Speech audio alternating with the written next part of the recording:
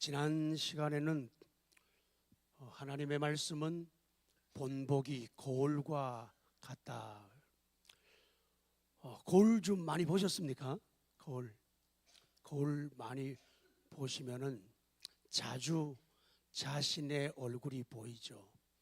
그리고 말씀을 창으로, 윈도우로 사용하게 되면은 다른 사람들을 보게 되고 바깥 세상에 대해서 관심과 애정을 가질 수가 있죠.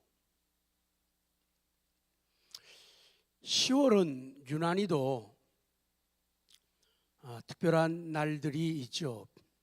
지난번 10월 1일은 국군의 날, 10월 3일은 뭐 외국에서 오셔갖고 잘 모르시나요? 10월 3일은 개천절, 10월 9일은 한글날.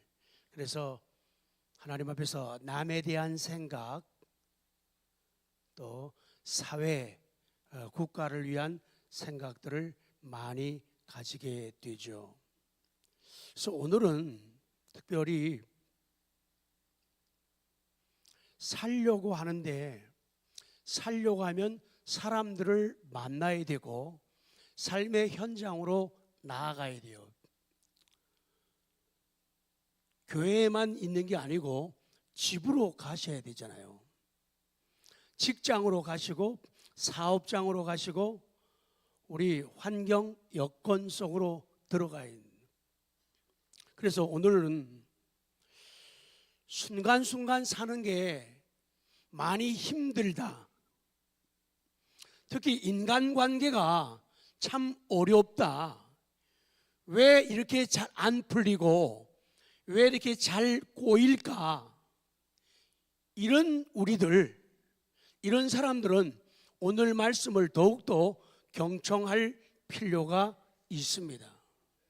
그래서 오늘 주시는 말씀은 현실 속에서 하나님의 말씀을 검증하는 작업이 있어야 돼요. 검증하는 작업이. 그래서 자기 성찰이 있어야 돼요.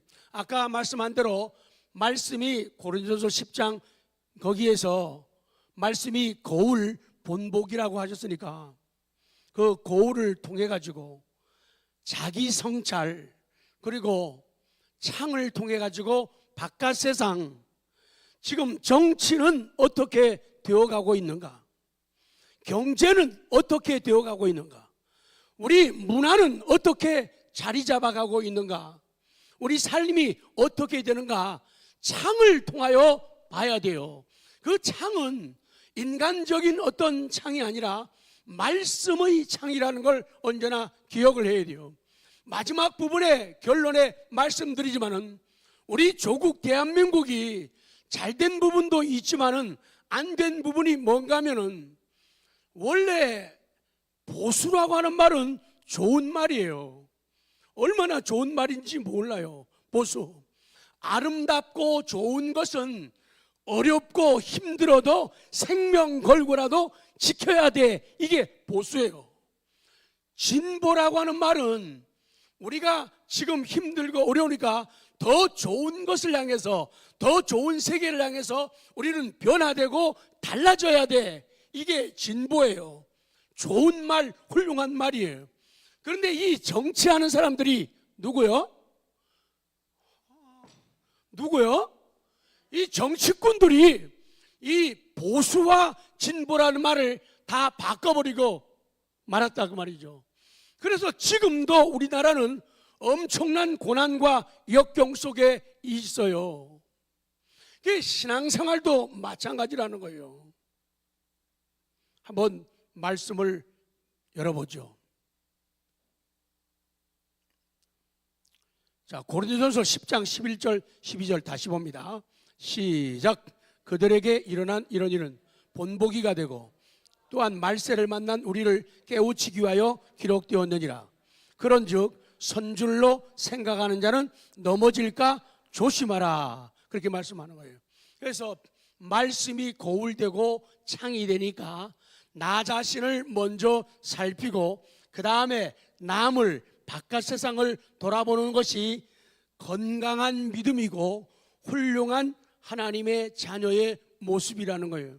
그래서 자기 성찰이 중요하다는 거예요. 내가 정말로 선줄로 생각하면은 위험하게 된다는 거죠. 내가 다 된 줄로 생각하면은 나 정도면은, 나 정도 배우고, 나 정도 가지고, 나 정도 재주 있고, 나 정도 똑똑하면은, 이렇게 되면은 이거는 10중 8구는 무너질 확률을 엄청나게 가지고 있다. 그렇기 때문에 하나님께서는 말씀을 통해 우리에게 자기 성찰의 중요함을 우리에게 말씀하시는 거예요. 자기 성찰이에요. 나는 몇 줄 같이 읽어요. 낮은 목소리로 시작. 나는 어디까지 왔는가? 나는 무엇을 이루었는가? 정말 나는 잘 가고 있는가? 나는 정말 바르게 살고 있는가? 나는 바르게 믿고 있는가? 오늘 밤 주님의 부르심이 있다면 감사함으로 떠날 수 있는가? 우리를 성찰할 수 있는 여러 가지 종목들은 굉장히 많이 있죠. 정말 나 어디까지 온 걸까? 나 지금까지 한평생 살면서 나는 무엇을 이루었는가? 그래서 좋은 방법은 계속 붙잡고 고집하는 거예요. 그걸 갖다가 보수적인 신앙이라 그래요. 진보적인 신앙은 나 더 변화되고 더 달라져야 되니까 여기에서 멈출 수 없다. 그래서 부단히 노력하고 애쓰는 게 진보적 사고, 진보적 신앙이 되는 거예요. 그 모든 것들은 성경이 본보기 때문에 잘 되는 것도 안 되는 것도 성경을 통해서 성경이 말씀하실 때 아, 이거 잘 된 거구나 라고 말해야 되고, 성경이 말씀할 때 아, 이거 잘못되었구나 라고 말해야 된다는 거예요.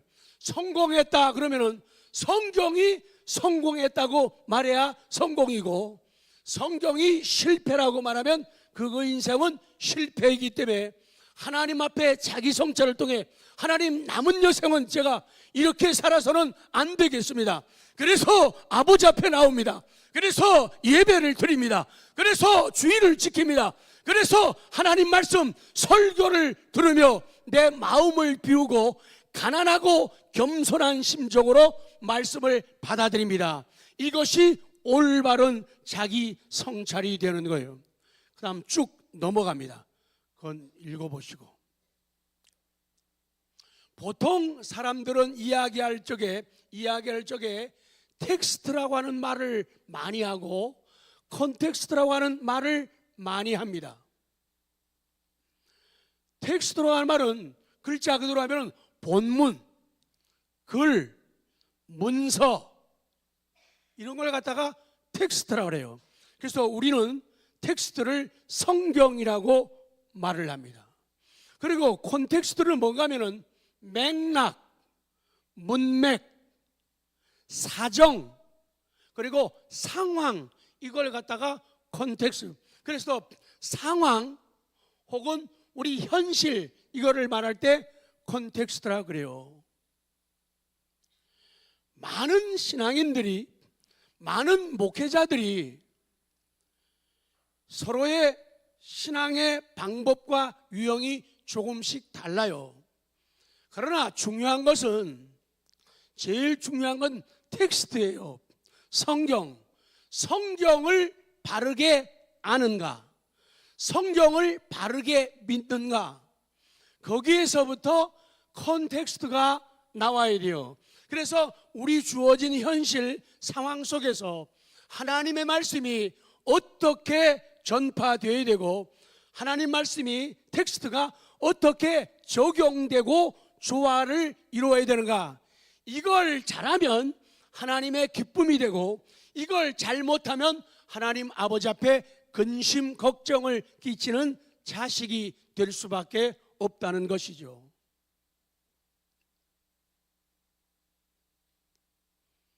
이 땅에 완벽한 설교는 없습니다.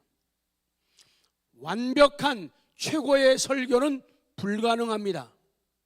그래서 우리들은 사는 날 동안에, 하나님의 일을 하는 날 동안에 최선을 다하고 하나님을 의지하는 그것밖에 없어요. 자, 이제 조금 좁혀가겠습니다. 현실과 콘텍스트와 말씀, 어떤 명제, 그 텍스트에 조화가 있는가를 이제 말씀을 드립니다. 사람들이 그래요. 이거를 풀지 않으면요, 누구라도 실패합니다. 이거를 풀지 않으면 어디 가서도 실패해요. 어떤 환경에 있어도 실패하고 어떤 교회를 가도 실패할 수밖에 없어요. 그래서 현실 콘텍스트 속에서 텍스트 성경과의 조화예요.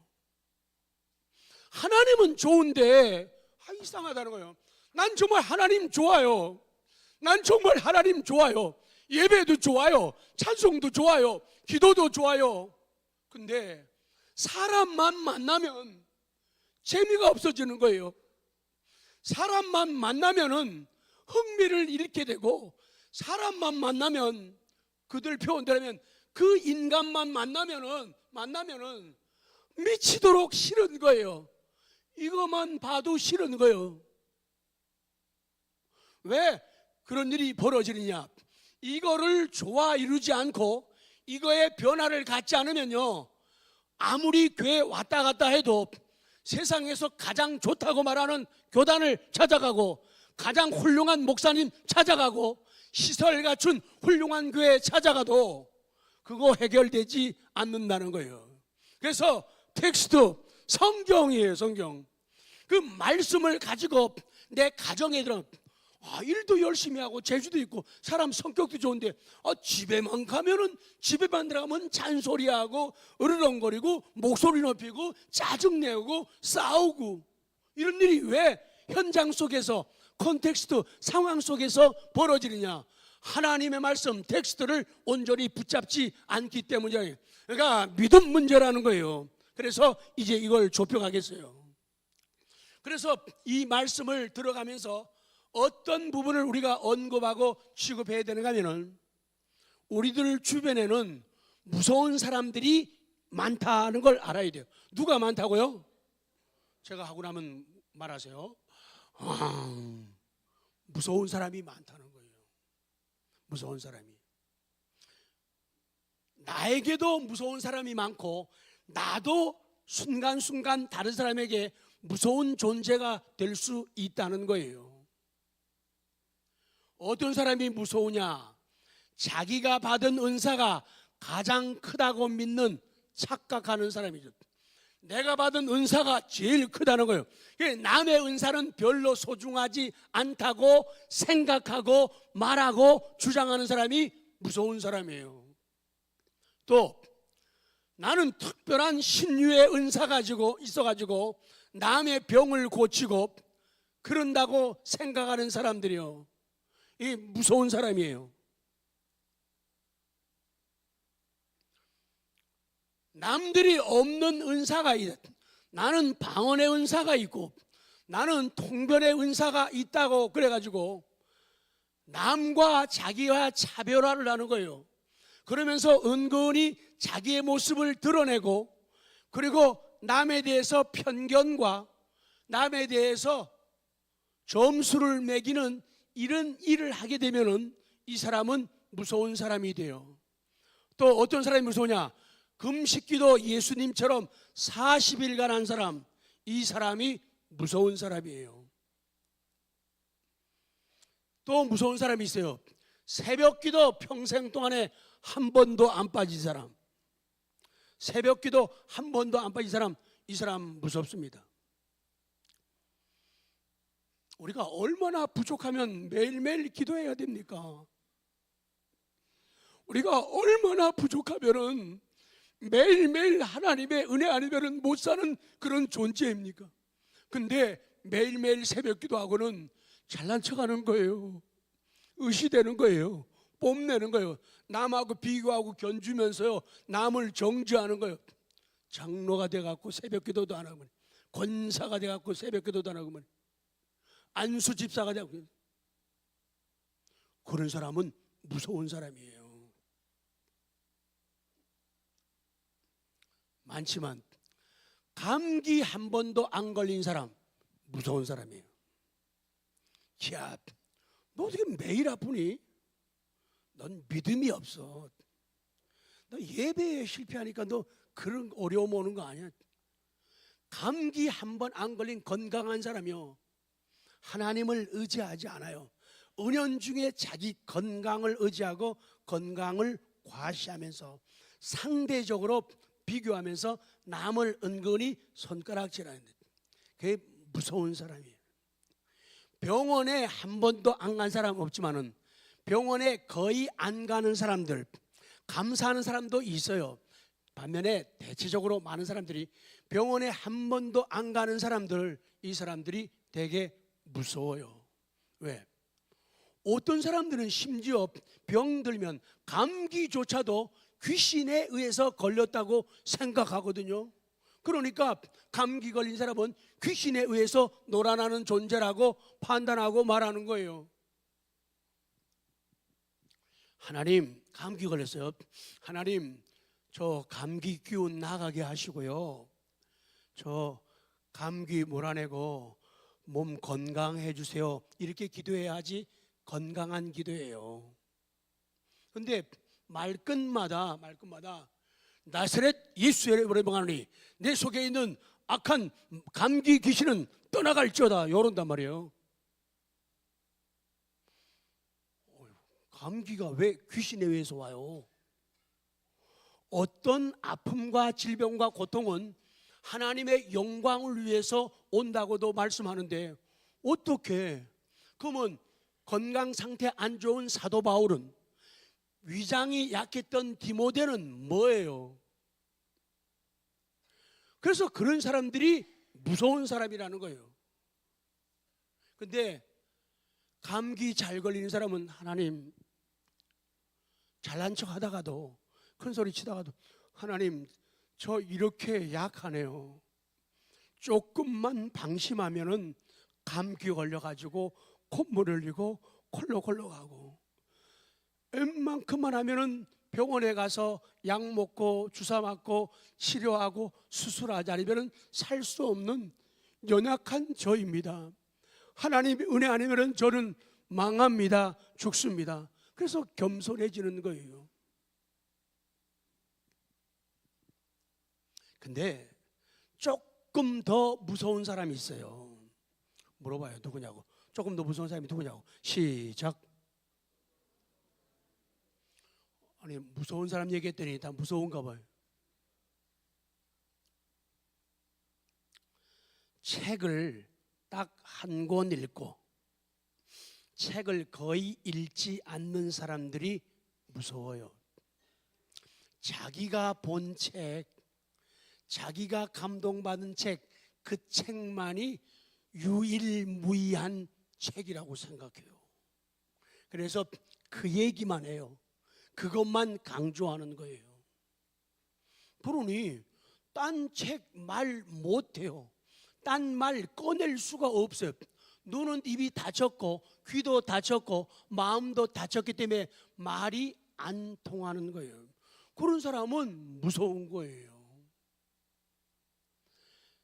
자기가 그 책만이 옳다고 좋다고 진리라고 생각하고 주장하고 판단하니까 다른 사람의 주장은 거의 다 무시하는 거예요. 왜? 내게 옳으니까 내 걸 지키기 위해, 그럴 때는 잘못된 보수가 되는 거예요. 그래가지고는 남의 말 잘 안 들어요. 오늘날 성도들이 그렇잖아요. 설교 여관에서 은혜 못 받아요. 왜?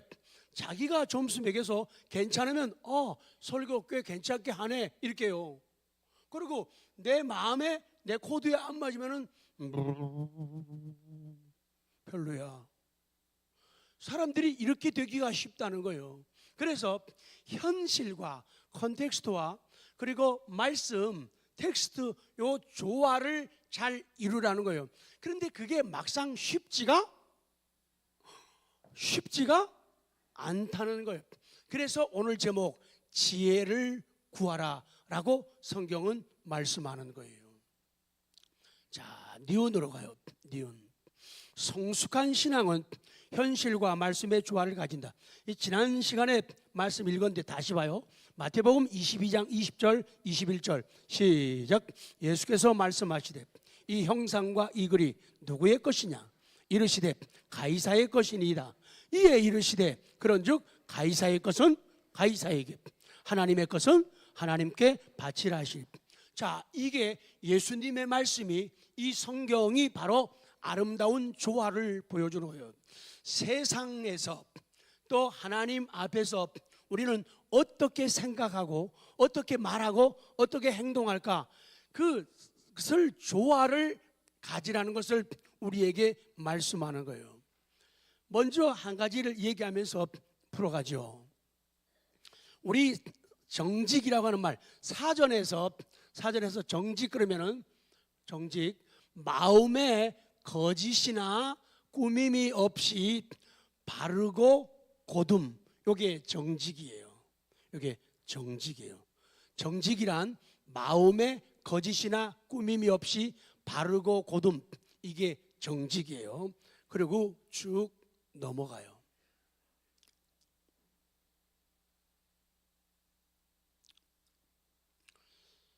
삼 더하기 5는 9다. 3 더하기 5는 9다. 맞아요? 틀려요? 틀리죠? 이걸 갖다가 틀린, 거짓된 명제, 그렇게 말하는 거예요. 그러면 3 더하기 5는 8이다 라고 쓰면은 이거는 맞는 명제가 되는 거예요. 저 사람이 틀렸기 때문에 내가 말하는 거 아니에요? 저 사람이 나쁘기 때문에 내가 화난 거 아니에요? 나랑 생각이 너무너무 달라요. 자, 이제 디귿으로 가면 이제 풀어갑니다. 디귿. 현실과 말씀의 조화를 위해 지혜를 구하라. 아까 말씀한 대로 예배도 좋고 하나님도 너무 좋은데 저 사람이 너무 싫어. 저 인간이 너무 싫어. 야고보 1장 5절 시작.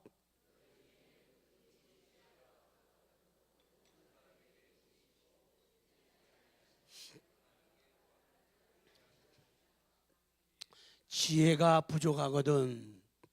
우리 먼저 번에 말씀드릴 때도 사람이 살아가는데 근육으로 살지 말고 하나님의 생각 좀 하면서 살고 지혜를 가지고 살고 말씀을 가지고 살고.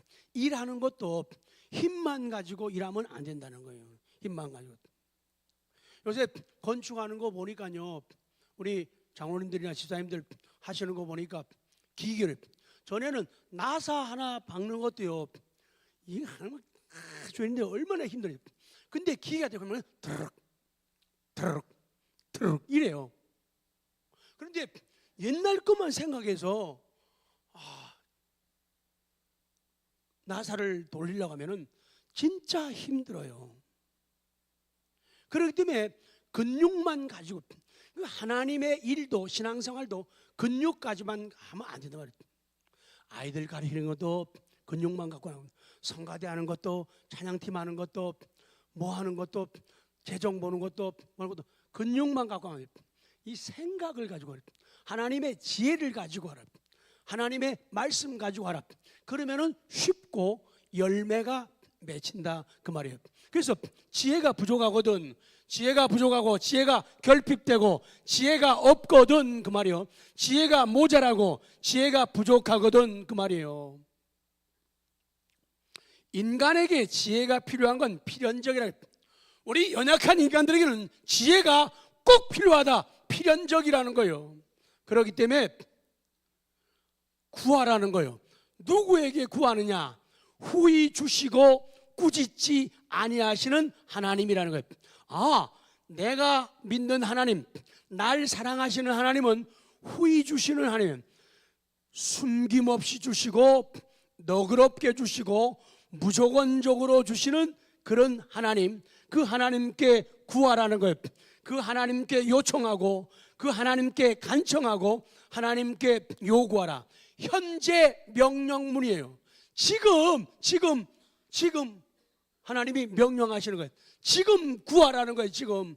이따가 다음 수요일 날, 그러면 너무 늦어요 하죠. 다음 수요일, 너무 늦어요 하라고요. 다음 수요일 심야 기도회, 지금 구하라, 지금 구하라. 그렇게 성경은 말씀하는 거예요. 자, 그래서 아까 우리가 정직에 대한 예를 들었죠. 정직. 자, 어떤 사람이 정직에 대해서 배웠어요. 정직. 마음에 거짓이나 꾸밈이 없이 바르고 고듬. 그러니까 정직이란 건, 내가 배운 정직은 마음에 거짓이 없는 거야. 마음에 꾸밈이 없는 거야. 그리고 바르고 고든 거야. 이렇게 깨닫고 알았어요. 그러니까 나는 모든 것을 정직하게 사실대로 말하며 살 거야, 이랬단 말이에요. 맞는 얘기죠. 텍스트, 글, 문서는 맞아요. 나는 정직을 배웠으니까, 정직이 아니까 나는 꼭 그렇게 남한테 바르게 말하면서 살아갈 거야. 나는 이 시대를 향해서 시건하고 바른 말하고 충고하고 비판하고 나 이렇게 정직하게 살 거야, 이렇게 생각한단 말이에요. 그러면 어떤 일이 벌어져요? 자, 길을 가고 있는데 어떤 사람이 걸어와요.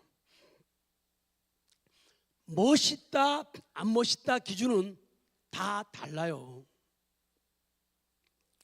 연예인들, 특히 보면은 연예인들, 코미디언 이런 분들 보게 되면은 사람들이 보통 말할 때 외형적으로 볼 때는 인물이 딸리는 것 같아, 우리말로 못생겨서라고 말하는데 그렇지 않다는 게 증명이 되죠. 대부분이 못생긴 남자들이 다 이쁜 여자하고 살고 있잖아요. 못생긴 남자들이. 저는 잘생긴 남자가 이쁜 여자하고 살지만은 코미디언들이 그런 게 많잖아요. 미인이냐 미남이냐 기준은 다 다르다는 얘기예요. 근데 이 사람은 자기 주관에서 자기 입장에서 지나가다 딱 그러면 자기 되게 못생긴 거예요. 참, 말이 안 나오네. 됐다, 못생겼네 정말. 이랬어요. 왜? 못생겼으니까 자기는 정직하게 말한 거예요. 정직하게 바르게 말하잖아요. 웃음단 날. 어쩌면 저렇게 못생길 수가 있지. 그 다음 상황이 어떻게 됐을까요? 뭐 친한 사람이면 분위기가 싸늘해지든지, 아니면 야, 니는 잘생겼냐, 넌 더 못생긴 게, 아니면 말이야, 무엇이? 나 못생겼다고? 이 자스가, 그러면서 주먹 나라고 발 날아와. 눈탱이가 됐을 거예요 아마. 왜 이런 일이? 가정에서도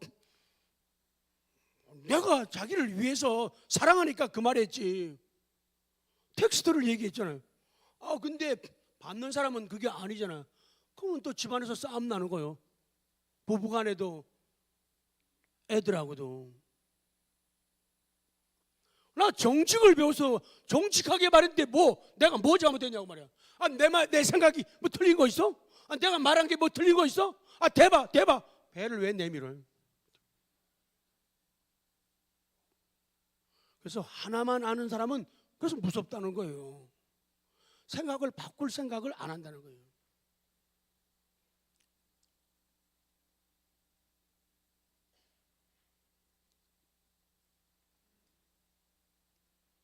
그래서 신나게 얻어 터졌어요. 얻어 터지고는 생각을 하는 거예요. 아니, 더 고상하게 기도를 드리는 거예요. 하나님, 저 목사님이 설교하면서 정직하게 살라고 설교해서 제가 집에 가가지고 정직하게 얘기했다가 집에서 쫓겨났네요. 정직하게 얘기했다가 못생긴 거 못생다고 얘기했는데 저 사람한테 얻어 터져가지고 눈탱이 밤탱이 됐어요. 그리고 생각해요. 깨닫는 게 사실을 사실대로 말한다고 다 되는 게 아니구나. 현실과 말씀의 조화를 깨닫기 시작하는 거예요. 그러면서 그 다음에는 성숙해지고 여유가 생겨요. 이제는 그런 사람 만나면은 되게 못생겼네 이게 아니라 진짜 개성 있게 생기셨네요. 참. 왜? 나하고 똑같은 사람은 아무도 없으니까요. 그런 마음의 여유가 생긴다. 그렇게 표현하는 것도 이거는 잘못된 게 아니고 예의가 있는 것이고 영적인 지혜이구나라는 것을 배우게 된다는 거예요. 그래서 한 가지 붙잡고 외골수라는 사람이 아까 쭉 나열한, 그래서 그런 사람들이 위험하고 무섭다는 거예요. 말이 안 통하니까. 자, 큰 두 번째로 갑니다. 이제 정리가 돼요. 현실과 말씀의 조화를 이루는 것은 하나님의 지혜와 하나님의 명철이라는 거예요. 하나님의 지혜와 명철이 조화를 이루게 하는 거예요. 자, 잠언 9장 10절. 참 성경은 너무 놀라워요. 시작.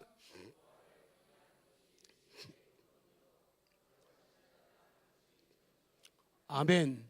여호와를 두려워하는 것이 지혜의 근본이 되고 거룩한 자를 바르게 아는 것. 이 안다고 하는 건요, 체험적인 지식이에요. 그 아는 것이 명철이라. 명철의 말은 쉽게 얘기하면요, 분별력이라는 거예요. 이 사람이 그거 없으면은 원칙만 얘기해. 내 잘못한 것도 없는데 내 말이 다 맞는데 저 사람이 잘못하니까 내가 말한 거 아니야. 저 사람이 나쁜 사람이니까 말한 거 아니냐. 지혜와 명철이 부족하면 이런 일들이 벌어진다는 거예요. 근데 참 고마운 게 성경은 하나님께 뭐가 쭉 내려가요. 로마서 11장 33절. 여러분이 믿는 하나님, 제가 믿는 하나님께 이렇게 있어요. 하나님 이런 분이에요. 자, 선포합니다. 33절 시작.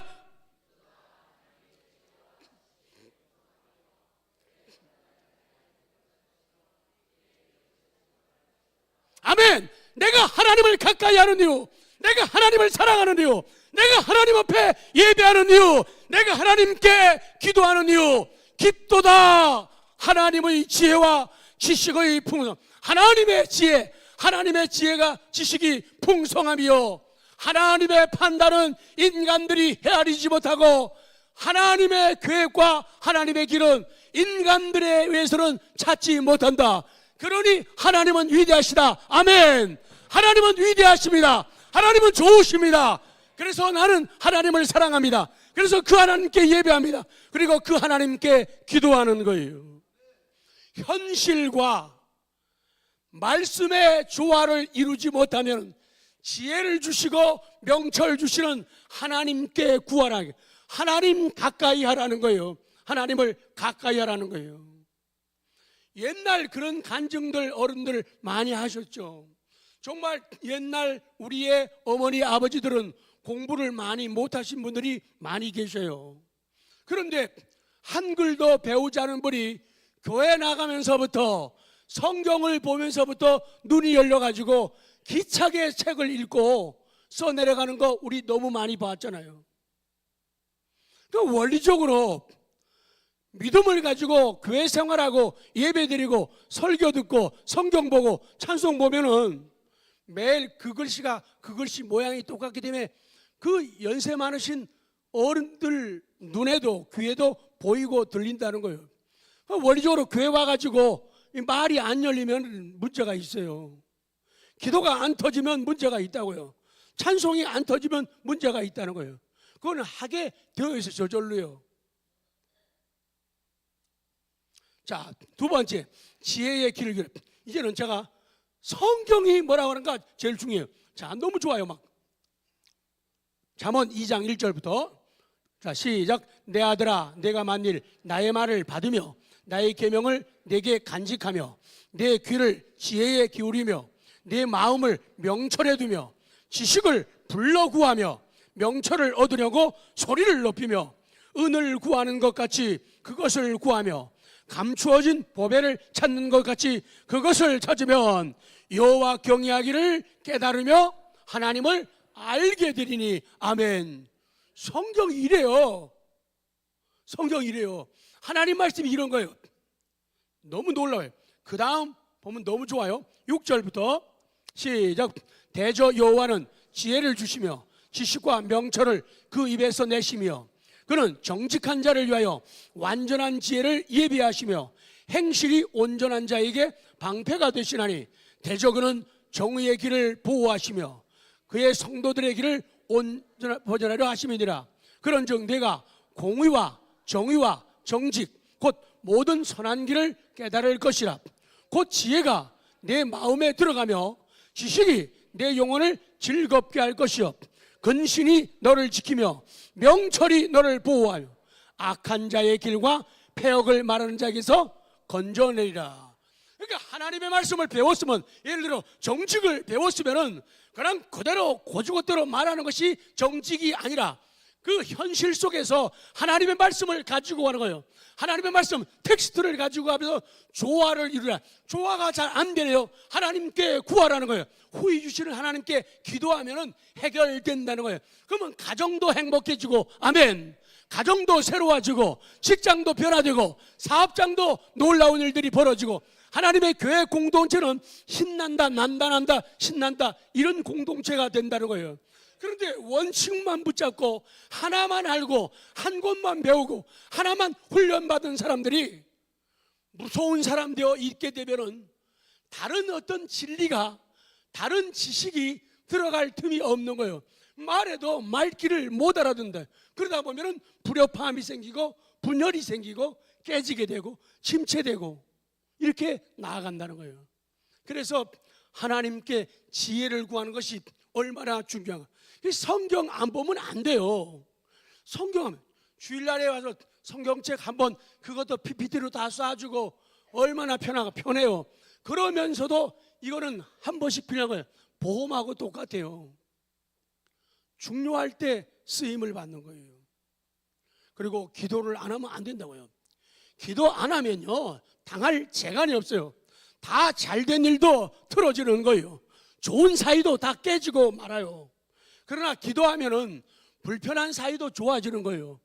어려운 사이도 편한 사이가 될 수 있는 거예요. 왜? 하나님의 지혜가 현실 속에서 텍스트로 작용하고 역사하기 때문에. 그렇기 때문에 하나님의 은혜를 구하라 그렇게 말씀하는 거예요. 결론입니다. 오늘날에 많은 사람들의 신앙이 성경을 잘 안 믿어요. 성경이 말하는 진리와 멀어지고 있다는 거예요.